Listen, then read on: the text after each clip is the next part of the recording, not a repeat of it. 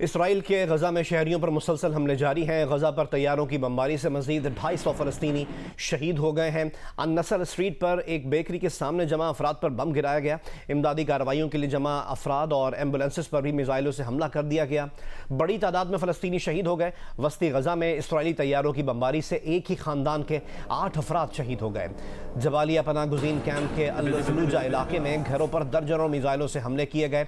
अब तक इसराइल के हमलों में शहीद होने वाले फ़लस्तीनियों की तादाद 8,900 से ज़ायद हो गई है। तबाह मकानात की तादाद 2.25 लाख तक जा पहुंची है। अल-कुद्स अस्पताल के इलाके में भी बमबारी की गई। फ़लस्तीन में कैंसर के वाहिद तुर्क अस्पताल को काम बंद करना पड़ गया। 70 मरीजों की मौत होने का खदशा है। गजा के दीगर 35 अस्पतालों में से भी 16 ने काम बंद कर दिया है।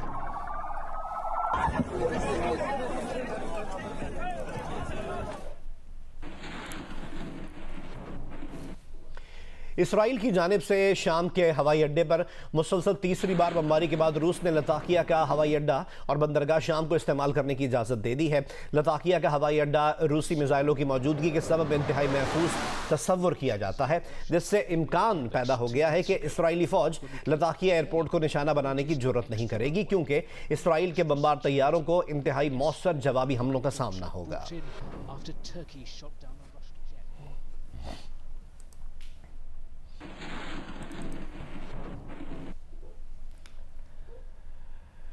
अमरीकी नायब सदर कामला हैरिस की बरतानवी वज़ीर आज़म ऋषि सुनक से लंदन में मुलाकात के लिए आमद पर सैकड़ों मुजाहिरीन फ़लस्तीनियों से इज़हार यकजहती के लिए सड़कों पर निकल आए और जंगबंदी की हिमायत में नारेबाजी की।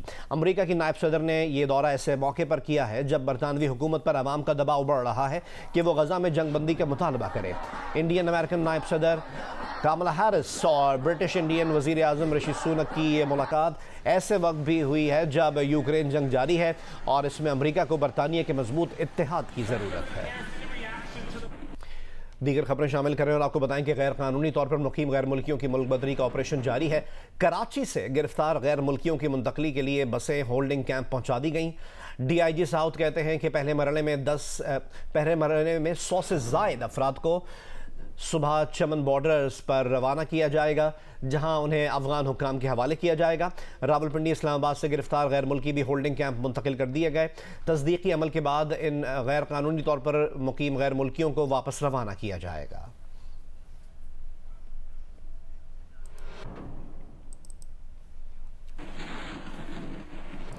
कराची में सुपर हाईवे से मुत्तसिल इलाकों में गैर कानूनी तौर पर मुकीम गैर मुल्की अफराद को वापस वतन भेजने के लिए पुलिस सर्च ऑपरेशन कर रही है। तफसीलात हमें बताएंगे जियो न्यूज़ के नुमाइंदे दानियल सैयद।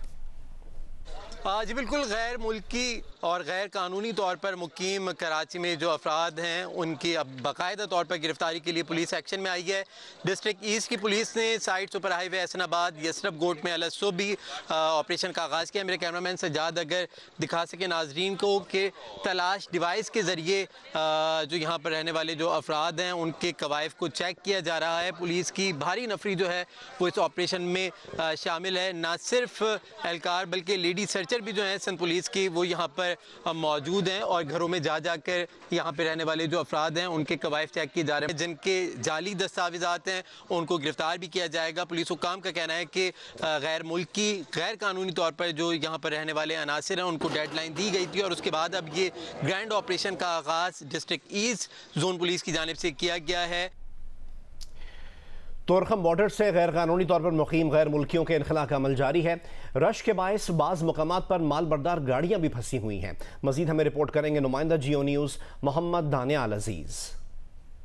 खैबर पख्तूनख्वा से भी गैर कानूनी तौर पर पाकिस्तान में मुकीम गैर मुल्कियों की इनखला का अमल जारी है। इस वक्त मैं पाक अफगान शाहराह पर मौजूद हूँ। तोरखम बॉर्डर से तकरीबन 1,10,000 से ज़्यादा गैर कानूनी गैर मुल्की जो है वापस अपने वतन जो है भेजे जा चुके हैं। इस तरह अगर आपको मैं बताऊँ तो यहाँ पाक अफगान शाहराह पर जगह जगह पर ट्रैफिक है, इंतहाई रश है, जिससे सबसे ज़्यादा जो ट्रांसपोर्टर्स है वो मुतासर हो रहे हैं। जो अफगानिस्तान से यहाँ पर सब्ज़ी, फल और दीगर चीज़ें ला रहे हैं वो कहते हैं कि गुज़िश्ता 1 हफ्ते से यहाँ पाक अफगान शाहराह पर फंसे हुए हैं। किसी को क्लियरेंस जो है वो नहीं मिल रही, जबकि किसी को क्लियरेंस मिल जाती है तो यहाँ पर रश में जो है फंस जाते हैं। इस तरह यहाँ पाकिस्तान से जो वहाँ पर जाते हैं जिसमें कोयला है, सीमेंट है और मुख्तलिफ चीज़ें हैं, वो भी कहते हैं कि हमें मुश्किलात का सामना है। आपको बताऊँ तो पेशावर समेत खैबर पख्तूनख्वा के बेशतर इलाकों में ज़िले इंतज़ामिया, पुलिस समेत दीगर इदारों ने पाकिस्तान में या खैबर पख्तूनख्वा में जो गैर कानूनी तौर पर मुकीम गैर मुल्की है उनके खिलाफ ऑपरेशन शुरू किया है। जी, उधर मुल्तान में भी गैर कानूनी तारकीन वतन के लिए होल्डिंग कैंप कायम कर दिया गया है।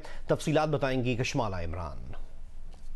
जी, मुल्तान में भी गैर कानूनी तारकीन वतन के ख़िलाफ़ ऑपरेशन शुरू कर दिया गया है और इस सिलसिले में ज़िला इंतज़ामिया मुल्तान की जानिब से मुल्तान स्पोर्ट्स हॉस्टल में होल्डिंग कैंप कायम किया गया है। और ये जो आर्जी कैंप यहाँ पर कायम किया गया है इसमें रेस्क्यू 1122 डॉक्टर, FIA और नादरा की सहूलियात यहाँ पर मौजूद हैं और पुलिस की भी भारी नफरी यहाँ पर तैनात की गई है। और इंतज़ामिया के अफसरान के मुताबिक 315 गैर कानूनी तारकीन वतन को मरहलावार मुल्तान से मुंतकिल किया जाएगा और पुलिस और जो इंतज़ामिया के अफसरान हैं उनकी तहवील में इन गैर कानूनी तारकीन वतन को चमन के लिए रवाना किया जाएगा। और पुलिस का ये कहना है कि जो डेडलाइन थी रज़ाकाराना तौर पर मुंतकिली की वो ख़त्म हो चुकी है। अब कानूनी कार्रवाई करके जो गैर कानूनी मुकीम बाशिंदे हैं यहाँ पर अफगान, उनको मुंतकिल किया जाएगा। फर्स्ट फेज़ ये है कि थाना लेवल पे जितने भी आपके यहाँ पे रेजिडेंट्स हैं, जो इलीगल इमिग्रेंट्स हैं, वो हर SHO के ज़िम्मे लगा दिया गया है कि वो यहाँ पे स्पोर्ट्स कम्प्लेक्स बना हुआ है, वो वहाँ से इनको बहिफाजत लेके आएंगे।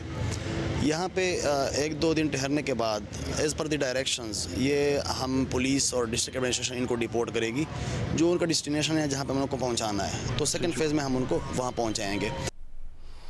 अक़वाम मुत्तहिदा की पनाह गुज़ीन एजेंसी ने मुतालबा किया है कि पाकिस्तान गैर कानूनी अफगान बाशिंदों की बेदखली के बजाय उनकी रजिस्ट्रेशन के लिए जामे मैकेनिज़्म बनाए।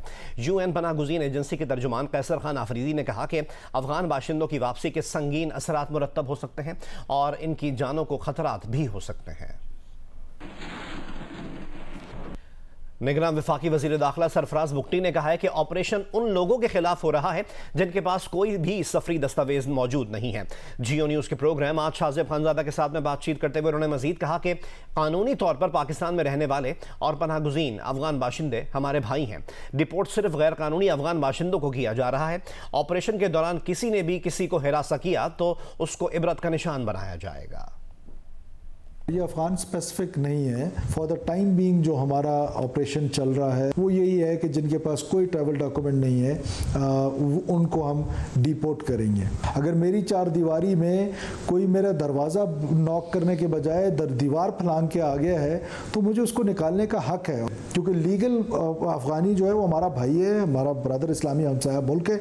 हम डिग्निटी के साथ, एहतराम के साथ उनको डिपोर्ट कर रहे हैं। हम किसी किस्म की हैरेसमेंट हो, स्पेशली वुमेन हरासमेंट पे, बच्चों पे और एल्डरली जो हमारे लोग हैं, नो कम्प्रोमाइज शाज़ेब भाई। जिसने ये काम किया उसको हम इबरत का निशान बनाएंगे। हम महाजरीन को, रिफ्यूजीज़ को तो निकाल ही नहीं रहे। हम एक भी रिफ्यूजी को नहीं निकाल रहे हैं जिसके पास रिफ्यूजी स्टेटस है।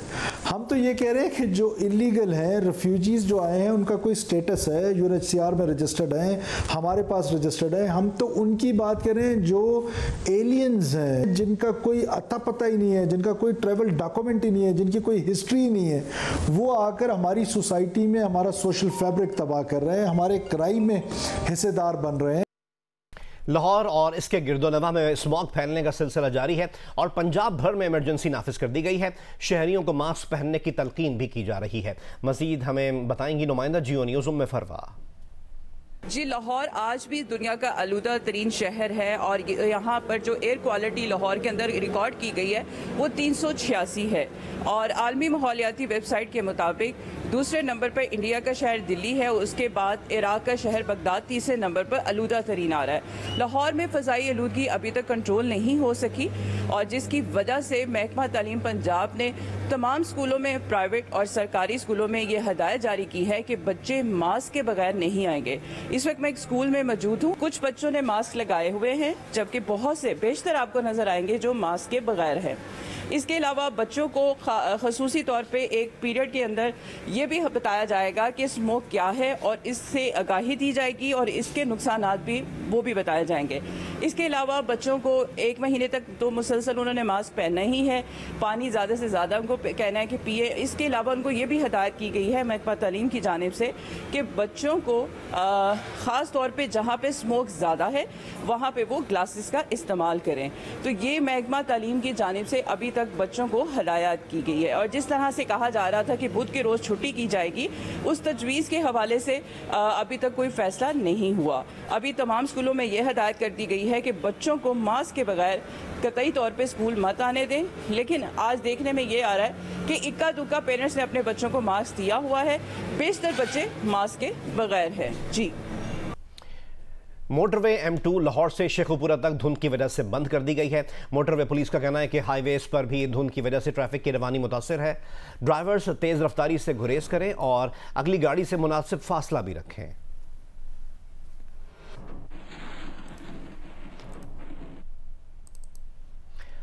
हाफिजाबाद और इसके मज़ाफ़ाती इलाकों में स्मॉग के बायस शहरी सांस, खांसी, जुकाम और आंखों की बीमारियों में मुब्तला हो रहे हैं। मजीद हमें रिपोर्ट करेंगे सैयद मोहम्मद ज़मीर।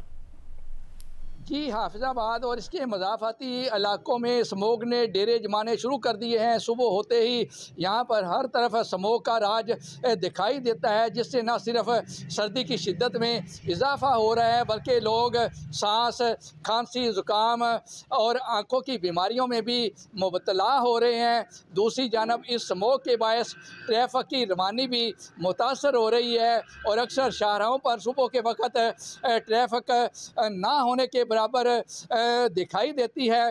तिब्बी माहिरीन ने शहरियों पर जोर दिया है कि वो स्मोक के असरार से बचने के लिए मास्क का ज़रूर इस्तेमाल करें और जब भी घर से बाहर निकलें मुंह ढांप कर निकलें। मज़ीद ये कि अपने घरों के दरवाज़ों और खिड़कियों को बंद रखें। जी।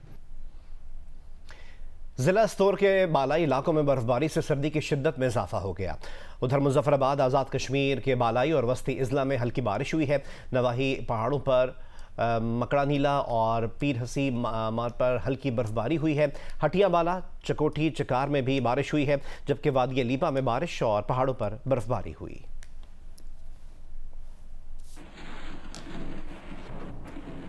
ICC क्रिकेट वर्ल्ड कप में जनूबी अफ्रीका ने न्यूजीलैंड को 190 रन के बड़े मार्जिन से शिकस्त देकर 12 पॉइंट्स के साथ टॉप पोजीशन हासिल कर ली। क्विंटन डिकॉक ने टूर्नामेंट की चौथी सेंचुरी बनाई। वेंडर ड्यूसन ने 133 रन बनाए। पुणे में खेले गए मैच में न्यूजीलैंड ने टॉस जीतकर फील्डिंग की। कप्तान बवुमा 24 रन बनाकर आउट हो गए। फिर क्विंटन डिकॉक और वेंडर ड्यूसन ने 200 रन की पार्टनरशिप लगाई। डिकॉक ने टूर्नामेंट की चौथी और वेंडर ड्यूसन ने दूसरी सेंचुरी बनाई। डिकॉक 114 और वेंडर ड्यूसन 133 रन बनाकर आउट हुए। डेविड मिलर ने 30 गेंदों पर 4 छक्के लगाए, 53 रन बनाए। जनूबी अफ्रीका ने 4 विकेट पर 357 रन स्कोर किए। जवाब में बड़े हदफ के ताकुब में न्यूजीलैंड की विकेटें वक्फे से गिरती गईं। 3 बैटर्स डबल फिगर्स में दाखिल हो सके। पूरी टीम 167 रन पर आउट हो गई। ग्लेन फिलिप्स 60 रन बनाकर नुमाया रहे। केशव महाराज ने 4, मार्को यानसन ने 3 विकेटें हासिल की। इस फतह के बाद जनूबी अफ्रीका 12 पॉइंट्स के साथ टॉप पोजीशन पर पहुंच गई। न्यूजीलैंड चौथे नंबर पर आ गई।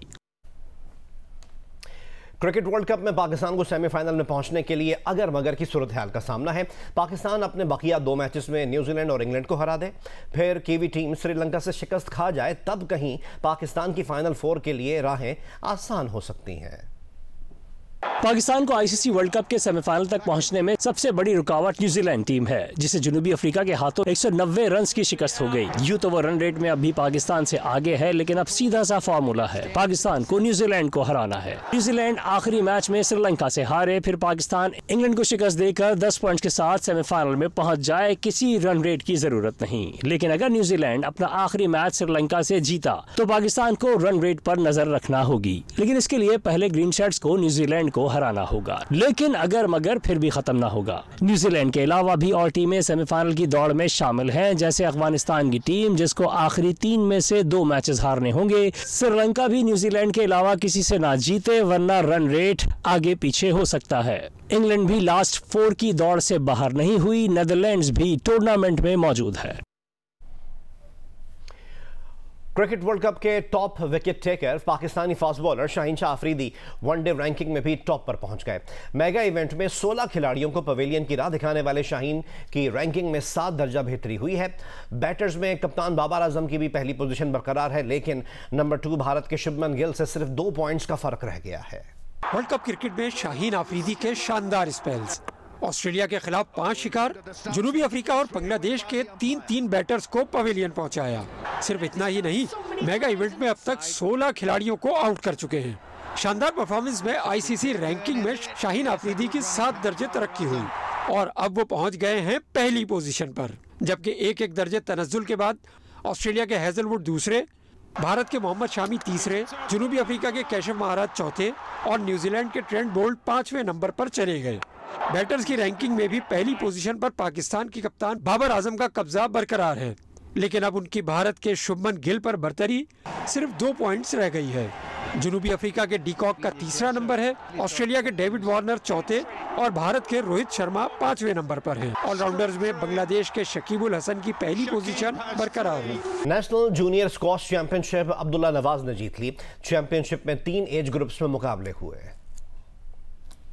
पंजाब स्क्वॉश एसोसिएशन के ज़ेरे एहतमाम लाहौर में होने वाली 5 रोज़ा चैंपियनशिप में 96 खिलाड़ियों ने 3 कैटेगरीज में हिस्सा लिया। अंडर 11 के फाइनल में मुस्तफ़ा खान ने हर्म्स अली राजा को 3-0, अंडर 15 में मुबीन खान ने मोहम्मद हारिस को 3-0 और अंडर 19 में अब्दुल्ला नवाज ने अनस अली बुखारी को 3-1 से शिकस्त दी। Additional secretary welfare captain retire Ali Ejaz, DG sports Asif Tufail और पाकिस्तान स्क्वॉश फेडरेशन के आमिर नवाज ने इख्तितामी तकरीब में शिरकत की, इनामात भी तकसीम किए। सऊदी अरब 2034 के वर्ल्ड कप फुटबॉल की मेज़बानी करेगा। फुटबॉल की आलमी तंजीम फीफा इस बाज़ाब्ता ऐलान अगले साल के आखिर में करेगी। 2034 के वर्ल्ड कप फुटबॉल के लिए सऊदी अरब के अलावा ऑस्ट्रेलिया ने मेज़बानी की पेशकश की थी, लेकिन ऑस्ट्रेलिया मेज़बानी की पेशकश से दस्तबरदार हो गया। फीफा के मुताबिक वर्ल्ड कप 2034 की मेज़बानी के लिए अब वाहिद उम्मीदवार सऊदी अरब है। फुटबॉल की आलमी तंजीम वर्ल्ड कप 2034 के मेज़बान के नाम का ऐलान अगले साल के आखिर में करेगी। 2026 का वर्ल्ड कप अमेरिका, कनाडा और मैक्सिको में होगा, जबकि 2030 वर्ल्ड कप की मेज़बानी मराकश, पुर्तगाल और स्पेन करेंगे। स्मॉग की सूरत हाल के मुतालिक आपको अपडेट करें। पंजाब की निगरान हुकूमत ने सूबे भर में 1 महीने के लिए स्मॉग इमरजेंसी नाफिज कर दी है। पंजाब में स्मॉग इमरजेंसी की वजह से सरकारी और निजी दफातर में मास्क पहनना लाजिम करार दिया गया है। माहिरीन माहौलियात का कहना है कि स्कूल्स में छुट्टी और ट्रांसपोर्ट बंद करने से फ़र्क नहीं पड़ेगा। स्मॉग में आवाम मास्क का इस्तेमाल यकीनी बनाएं।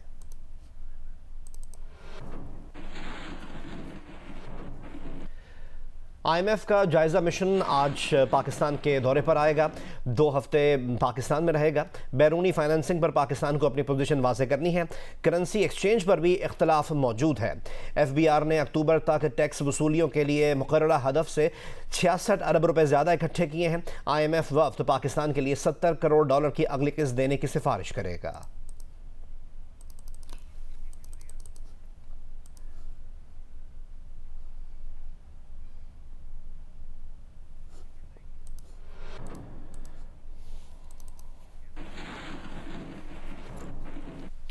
निगरान वफाकी वज़ीर ख़जाना डॉक्टर शमशाद अख्तर की ज़ेर सदारत इक़्तिसादी राब्ता कमेटी ने रबी सीज़न के दौरान खाद बनाने वाली फैक्ट्रियों को गैस की बिला तातुल सप्लाई जारी रखने की मंजूरी दे दी। वज़ारत ख़जाना की तरफ से गुज़िश्ता रात देर गए जारी करदा एलामिये के मुताबिक ECC ने वज़ारत तिजारत की तरफ से पेश करदा समरी पर दरामद और बरामद पॉलिसी ऑर्डर 2022 में IMF की शराइत के मुताबिक तजवीज़ करदा HS कोड्स में तब्दीली की मंजूरी दी। वज़ारत तिजारत IPO और EPO 2022 में भी तब्दीली कर सकेगा।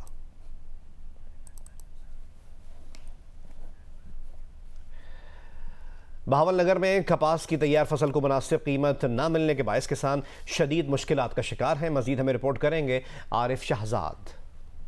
जी, भावलनगर में इस साल 10.5 लाख एकड़ से ज़ायद रकबे पर कपास की फसल काश्त की गई थी। नामुसाइद मौसमी हालात, शदीद महंगाई और फसलों पर हमलावर बीमारियों के बावजूद ज़िला भावलनगर में कपास की रिकॉर्ड पैदावार हुई है। किसानों ने वाइट गोल्ड समझी जाने वाली फसल कपास के गल्ला मंडियों में ढेर लगा दिए हैं, मगर हमेशा की तरह एक बार फिर किसान शदीद मुश्किलात से दो चार हैं, क्योंकि किसानों को कपास के मुनासिब रेट नहीं मिल रहे। गवर्नमेंट ने 8500 रुपये सरकारी रेट मुकर्रर किया है, मगर गल्ला मंडियों में कपास 6000 रुपये से लेकर 7000 रुपये फी मन तक खरीदी जा रही है। नरमा हर दूसरे दिन 200-400 रुपये टुटिया होंदा। गवर्नमेंट बार बार कह रही 8500, मगर 8500 नहीं, 6000, 6500, 7000 ਇਹ ਸਾਡੀਆਂ ਮਾਰਕੀਟਾਂ ਚੱਲ ਰਹੀਆਂ ਨੇ। ਇਹ ਮਿਹਰਬਾਨੀ ਕਰੇ ਗਵਰਨਮੈਂਟ ਤੇ ਟੀਸੀਪੀ ਨੂੰ ਅੱਗੇ ਲਿਆਵੇ। टीसीपी अगर खरीद कर दिए तो बाकी मेल एसोसिएशन भी वो भी बेहतर माल लाएगी। किसानों ने मुतालबा किया है कि गवर्नमेंट फौरी तौर पर इस तरफ तवज्जो दे और किसानों को कपास के सरकारी रेट मुहैया करने में अपना किरदार अदा करे, ताकि किसानों को उनकी मेहनत का पूरा सिला मिल सके। जी, मुल्क में पेट्रोल और डीजल की कीमत में कमी के बावजूद अशिया खुरोनोश की कीमत में इजाफा हो रहा है, जिसके बायस अवाम को शदीद परेशानी का सामना है। मुकेश रुपैता हमें रिपोर्ट करेंगे। मुल्क भर के दीगर शहरों की तरह जैकोबाद में आए रोज़ एक के बाद एक चीज़ महंगी होती जा रही है। पेट्रोलियम मसनूआत में कमी होने से आटा, दाल, चावल और घी समेत दीगर अशिया कीमतों में मामूली कमी देखी जा रही है, तो वहीं सब्जियों की कीमतें भी बढ़ गई हैं। शहरियों का कहना है कि टमाटर डबल सेंचुरी क्रॉस कर चुका है और दीगर सब्जियां अभी 100 रुपये से कम नहीं मिल रही।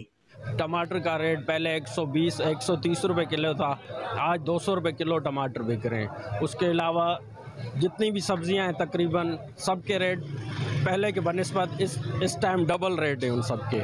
आदमी की कुव्वत खरीद से बाहर है, बिल्कुल कुछ नहीं अफोर्ड कर सक रहा। गरीब आदमी तो बहुत ज़्यादा सर्वाइव नहीं कर रहा है, वो बिल्कुल स्ट्रगल में है और खाने पीने की खुदारा चीज़ें कम करें। दूसरी जानिब सब्जी फरोश का कहना है कि टमाटर 200 रुपये, आलू 140 रुपये और प्याज 120 रुपये में फ़रोख्त हो रहे हैं, जिसकी असल वजह सब्जियों की पैदावार में कमी है। जैकोबाद के शहरियों ने ज़िले इंतज़ामिया से मुतालबा किया है कि सब्जी की बढ़ती हुई कीमतों पर काबू पाने के लिए ठोस इकदाम उठाए जाएं, ताकि आवाम को रिलीफ मिल सके। कैमरामैन शबीर खोसो के साथ मुकेश रुपेता, जियो न्यूज़, जैकोबाद। थर फाउंडेशन की जानिब से विलेज इलेक्ट्रिफिकेशन मंसूबे का इफ्तिताह कर दिया गया। इस मंसूबे के तहत थरकोल ब्लॉक 2 के एरिया में आने वाले 1000 से ज़ायद घरों को शमसी तवानाई के जरिए बिजली फराहम की जाएगी। थरपारकर से में रिपोर्ट करेंगे नुमाइंदा जियो न्यूज़ हामिद शेख।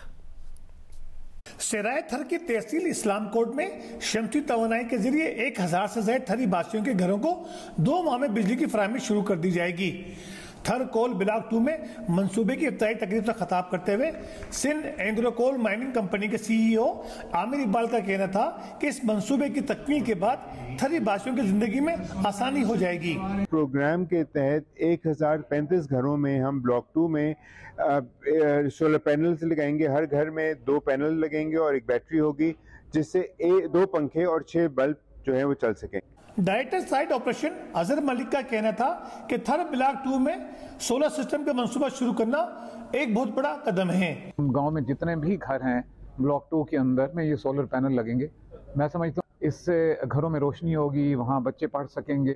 ये मेरा ख्याल है कि जब लोगों के घरों में रोशनी होगी तो एक बहुत बड़ी चेंज थर के अंदर वो महसूस होगी। थर कोल इंतजामी की जानिब से इस्लाम कोट में शमसी तवानाई के जरिए बिजली की फराहमी बिलाशुबा एहसन कदम है। तमाम थर का बड़ा हिस्सा अब भी बिजली से महरूम है। थरी बासियों को उम्मीद हो चली है कि मुस्तकबिल में शमसी तवानाई के जरिए पूरे थर को बिजली मैसर होगी। साथी रिपोर्टर निजाम सम्मू के साथ हामिद शेख, जियो न्यूज़, तहसील इस्लाम कोट, जिला थरपारकर। हैदराबाद में इज्तिमाई शादी की तकरीब में 15 जोड़े रिश्ता इज़्दिवाज में बन गए। हमें रिपोर्ट करेंगे नुमाइंदा जियो न्यूज़ अली नईम। हैदराबाद के बागे मुस्तफा ग्राउंड में इज्तिमाई शादी की तकरीब में 15 जोड़ों का निकाह पढ़ाया गया। तकरीब में सुर्ख लिबास में मलबूस दुल्हनों और दुल्हों के साथ उनके अजीज़ो अकारिब ने भी शिरकत की। तकरीब के शुरका ने फलाही तंजीम की जानिब से किए जाने वाले इस इक़दाम को सराहा, जबकि जोड़ों ने नई जिंदगी के आगाज पर मुसर्रत का इजहार किया। मेरा नाम मुस्कान है, मैं बहुत खुश हूँ। मेरी शादी हो रही है, मेरी अब नई जिंदगी शुरू होगी, यहाँ से न्यू लाइफ शुरू होगी मेरी। मुझे काफ़ी खुशी है अपनी शादी की। मैं आज बहुत खुश हूँ, जो मेरी शादी करवा रहे हैं उनका बहुत बहुत शुक्रिया। सही है, मेरी अब जिंदगी का मैं सफ़र इसी से शुरू करूँगी। तकरीब के ऑर्गेनाइजर्स की जानिब से जहां शादी के तमाम तर इंतजामात किए गए, वहीं दुल्हनों के जहेज का भी इंतजाम किया गया। छठा प्रोग्राम यहाँ पर हमने करा है और ये इसमें तमाम चीज़ें जेज की होती हैं जो ज़रूरत की होती हैं। फर्नीचर है, टेबल फ़ैन है, वॉशिंग मशीन है, तो वो हम प्रोवाइड करते हैं ताकि बच्ची का घर बच जाए। शुरा का कहना था कि इज्तिमाई शादियों की ऐसी तकरीबात के लिए माशरे में हर शख्स को अपना किरदार अदा करने की ज़रूरत है। कैमरामैन अफजल खान के साथ अली नईम, जियो न्यूज़, हैदराबाद। दिल का रिश्ता पाकिस्तान की तेज तरीन रिश्ता तय कराने वाली ऐप बन गई है। अब आप दिनों में अपने लिए रिश्ता तलाश कर सकते हैं। कराची की सानिया ने सिर्फ 7 दिन में सलमान की सूरत में अपने लिए जीवन साथी मुंतखब कर लिया और दोनों इसी महीने शादी का इरादा रखते हैं। अब रिश्ते बनेंगे, वो भी इंतहाई कम वक्त में। दिल का रिश्ता ऐप रिश्ते बनाने वाली तेज तरीन ऐप बन गई। कराची की सानिया ने अपने हमसफ़र को 1 हफ्ते में तलाश कर लिया। पाकिस्तान के मौजूदा हालात में बहुत हैरान कुन बात है। सानिया ने घर वालों की रजामंदी से दिल का रिश्ता ऐप डाउनलोड की और 1 हफ्ते के अंदर 100 से ज़्यादा रिक्वेस्ट भेजी, जिनमें से कराची के सलमान के साथ इनका जोड़ बना। सानिया और सलमान की शादी 1 हफ्ता में तय पा गई और अब वो इसी महीने शादी करने का इरादा रखते हैं।